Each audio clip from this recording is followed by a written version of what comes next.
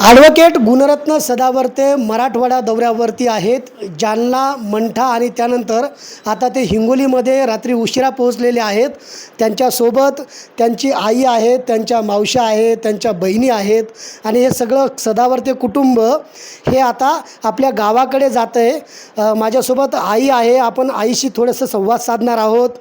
मराठवाड्याच्या दौऱ्यावरती सदावर्ते साहेब येतात, मात्र रस्त्याने अनेकांनी घोषणा दिल्या, त्यांना अडवण्याचा प्रयत्न केला. तुम्हाला काय अनुभव आले?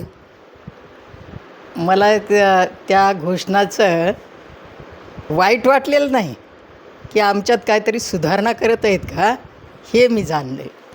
हां, त्याच्यामुळं मला वाईट वाटलेलं नाही.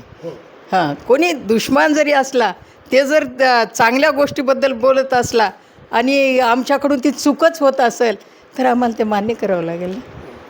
त्याच्यासाठी मी कोणत्याही विषयावर जे खरं असेल ते बोलते, कारण माझं वय झालेलं आहे. खोटं बोलून काय मिळणार आहे?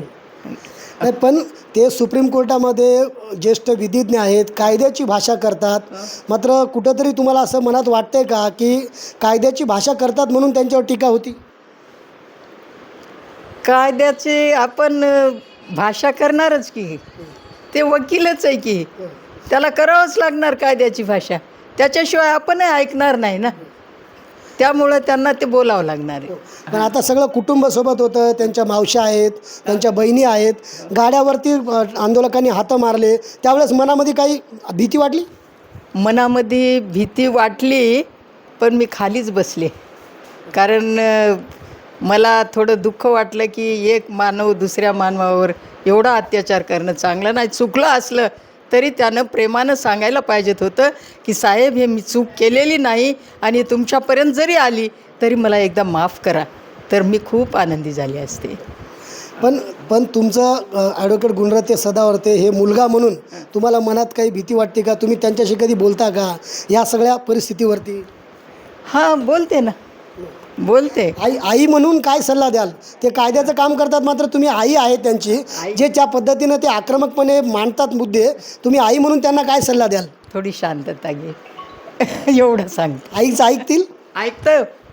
ऐकतो मी सांगितलेले प्रत्येक गोष्ट ऐकत होतो.